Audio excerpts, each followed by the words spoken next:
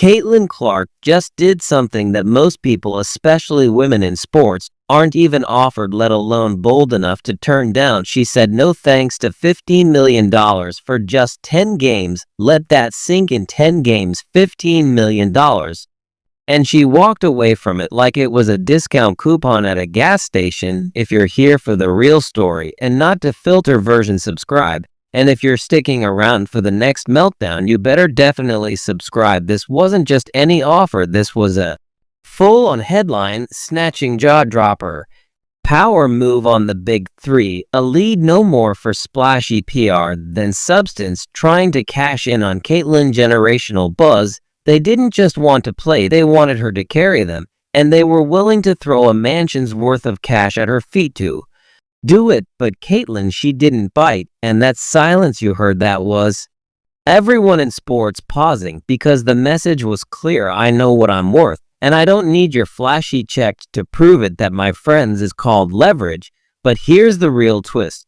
During that deal down wasn't a wild as part of our week, nope, because just a few days later, Caitlin Clark dropped a surprise Stanley Cup collaboration. Not the trophy, the billion-dollar hydration brand. You know, the same brand that made adult humans wait in line at Target for a pink tumbler like it was an iPhone launch. Now it's CCX Stanley, and the pre-orders already insane. She's not to selling drinks. She's so an identity-influenced lifestyle, and suddenly it makes sense why she turned down a $15 million basketball side quest. Because she's playing a bigger game, now one that doesn't just exist in the paint or beyond the arc. Caitlin Clark is build an empire, not later now. And all this power movement momentum, it's happening while she's not even playing. That's how deep her impact runs. Let's rewind for a second. When Clark went down with a groin injury in July, the basketball world held as collective breath, not just because a fever needed her, but because the league needed her. She is by all accounts the face of the WNBA, a modern era jersey sales, viewership, tickets, bikes, meteorite negotiations, all touched by our presence. So imagine the panic when she was suddenly off the court. Game got quieter.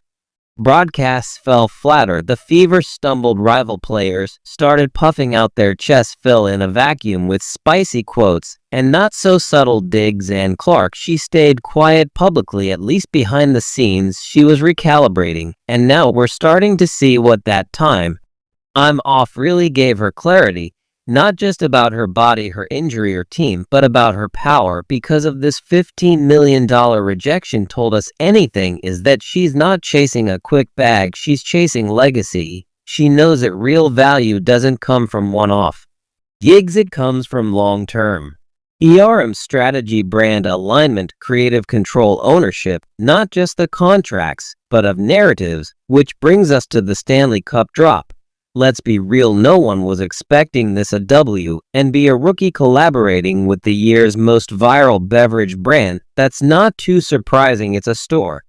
Ricket positions Caitlin in a rare space beyond sports. We're talking Serena Williams, K-Rade, Steph Curry, Under Armour, Travis Kelce, literally every commercial on TV right now. She's becoming a crossover icon, and she's doing it while still rehabbing a groin injury. Now about that injury, opinions are split. Fans want her back yesterday. Indiana needs her like the Titanic needed a better lookout. But voices like Lisa Leslie is there saying slow down, and they're right to be cautious, because groin injuries are sneaky. They don't scream, I get torn ACL, or show on an x-ray like a fracture, but they linger, they nag, they turn 90% into 70% if you rush them. And Caitlin Clark doesn't do 70%. Her game is built on explosiveness, control, precision. She creates chaos, but she does it with surgical finesse. Evercore is unlocked, and ever first step is off by even a millisecond. She's not just risking subpar performance. She's risking long-term damage. That's the math she's doing right now. Come back now and maybe lead Indiana into a scrappy playoff push, or wait, recover fully, and come back in 2026 with a vengeance. It's eternal athlete dilemma. Compete now or protect your future. And Caitlin, and so will matter not just for her, but for the whole league, Because when she moves, everyone reacts. You think players aren't watching how she handles his. You think agents aren't taking notes on how she's turning down massive offers while expanding her empire off the court. This isn't just a comeback story, it's a blueprint. So what next if Clark returned before the season ends? And a whisper says she might. The ratings will skyrocket, every arena will sell out, every WNBA hater on the internet will suddenly become a body language expert, and if she performs, oh, the narrative will flip fast. The crew addicts who mark her injury will go silent. The doubters who said she couldn't handle pro ball will start rewriting their takes, and Fever, who are all but counted out, might suddenly become the most dangerous underdog in the league.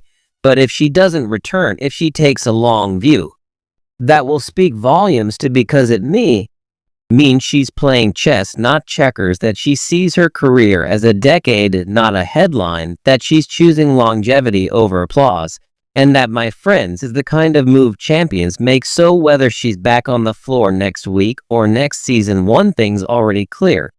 Caitlin Clark has officially graduated from stardom mogul. She's not just the future, the WNBA, she's a present of women's sports, and every decision she makes ripples through the league, through endorsements, through culture. $15 million turned down, that's not a loss, that deflects, and when she does turn, it's not just about points or assists or playoff runs, it's about proving what we've always suspected. Caitlin Clark doesn't follow the game, she redefines it now. Let's hear you take. Should she have taken the Big Three deal? Is she making the right move by waiting to return?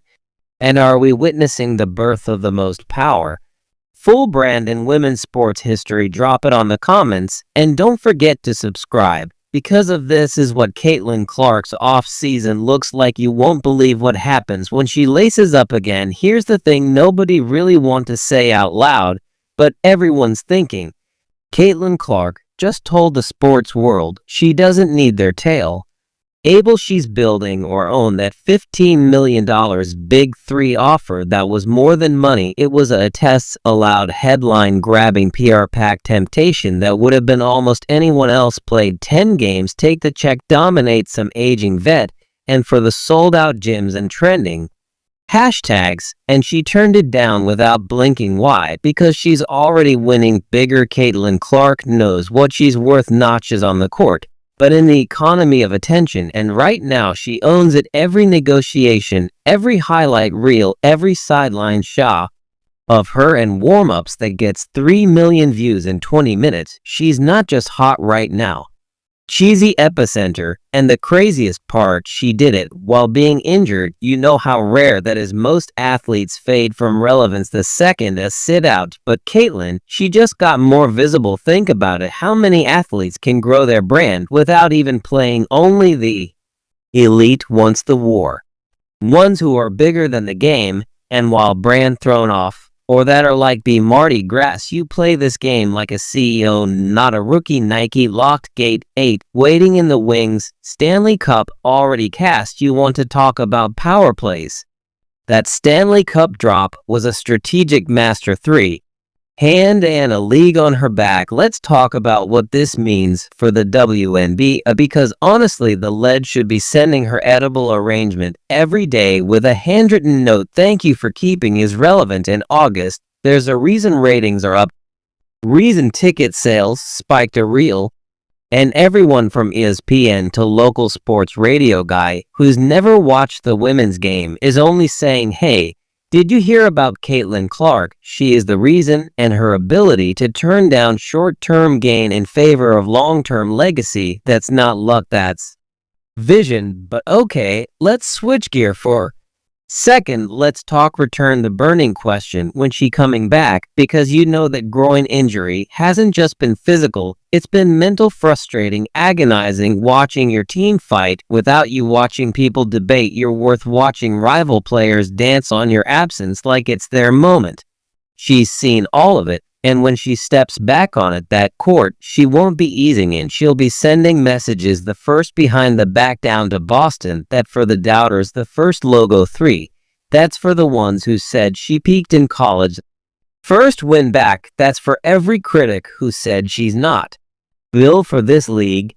But let's not get it twisted. Her return isn't just about revenge. It's about reinstating balance. The WNBA without Caitlin Clark isn't the same product. It's just not. We've seen it. The pace changes, the spacing collapses, the offense stagnates, the narrative drifts with her.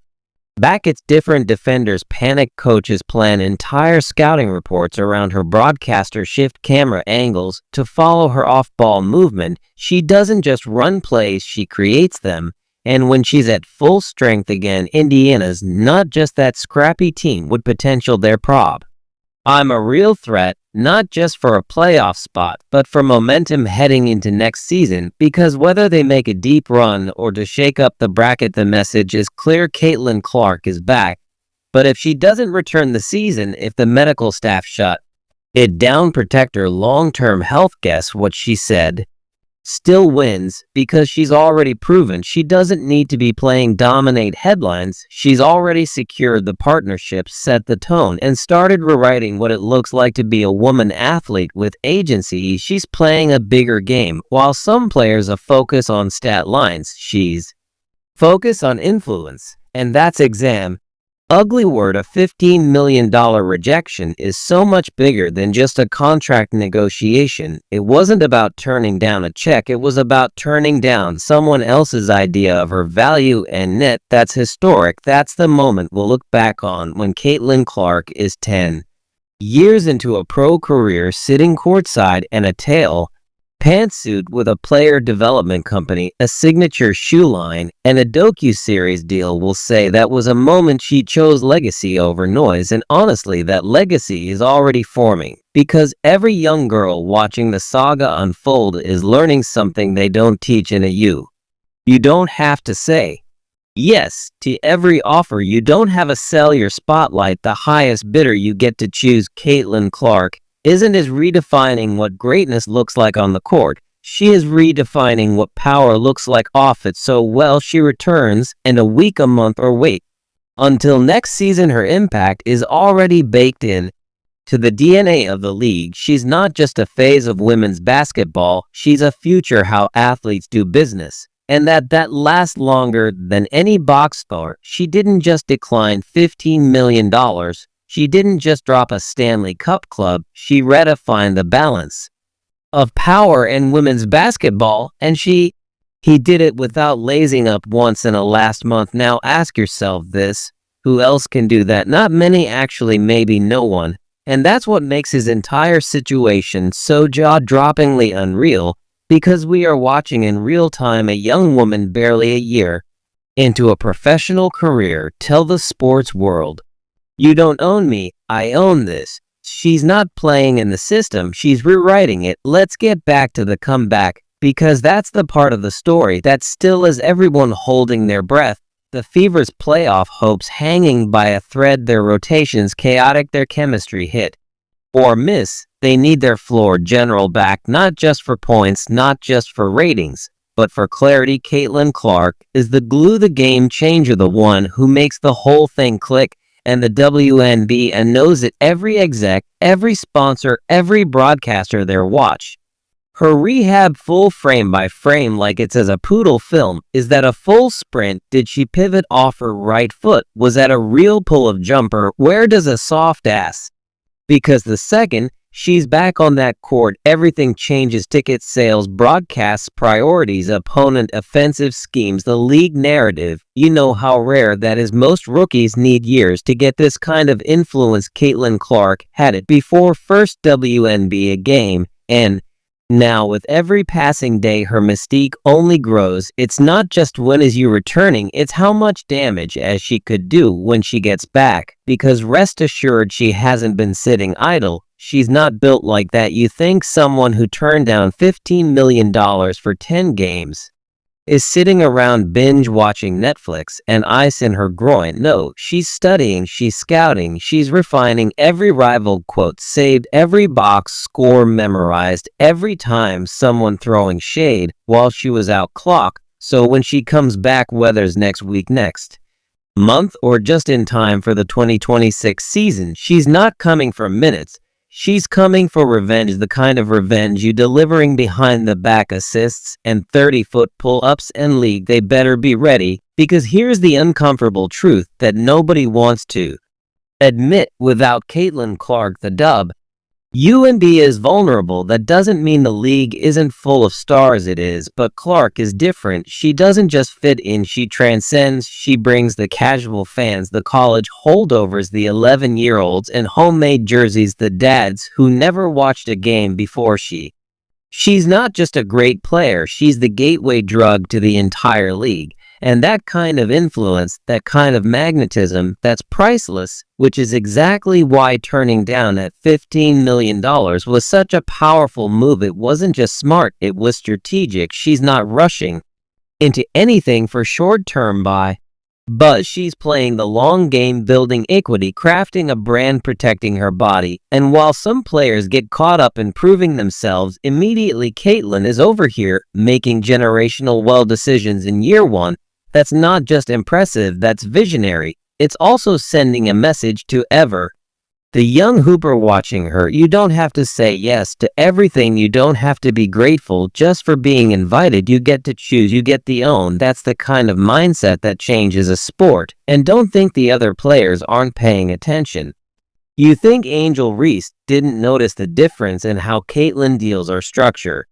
Do you think Paige Bucharest isn't watching this playbook before she turned pro? You think veterans like Io Wilson aren't seeing the ripple effect in contract negotiations? Caitlin Clark isn't just dominating headlines, she's shifting leverage. And the next time there's a WNBA negotiation, you better believe her name will be part of the conversation, not because she's in the room, but because she changed. Math players are realizing they have options. They can build beyond the court. They can say no. They can ask for more. That's not just a Caitlin Clark story. That's a culture shift. And while all of this is happening, she still hasn't taken a dribble in weeks. That's power. So let's recap this moment, because it might be the most important in modern sports. Caitlin Clark, in the middle of an injury rehab, turned down a $15 million offer from an emerging lead, launched a successful livestock lab when the trendiest breed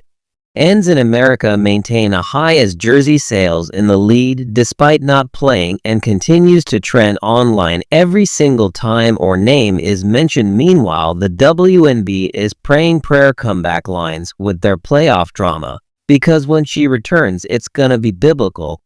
Don't be surprised her first game back feels like a movie premiere. Don't be shocked when attendance triples. Don't act stunned when a fever suddenly looked like a threat again, because Caitlin Clark is more than player, she's a force of nature.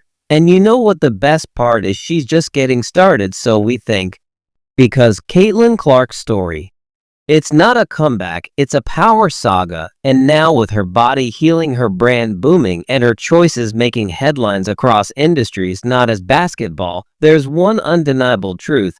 She's not just playing the game, she's owning it. Let's be real, turning down $15 million we've been career altering for most athletes, especially women in sports who have historically been underpaid, undervalued, and overlooked. But Caitlin's decision wasn't about the money, it was about momentum. She understands something most athletes, male or female, take decades realize: short-term hype is worth long-term leverage. She's betting on herself, on her timing, on her vision, and whether she returns a season or ways to unleash a full-scale assault in 2026, she's already won something far more valuable than a contract: control over image, her health, her brand. Her future. That's what makes her so dangerous, so magnetic, so unshakable. She's not chasing headlines, she is a headline. And when she stepped back on that court, fully healthy, laser focus, and backed by the kind of business empire that athletes twice her age would kill for, it's not be. Caitlin Clark is back. It's gonna be the Clark era has begun. Yeah, everyone should be nervous, because this isn't just about buzzer beaters and pick and rolls anymore. This is about a young woman who turned down generational money because she knew her value was bigger than a check. And if that's what she's doing year one, then buckle up, because the dynasty she's building, it's only just getting started.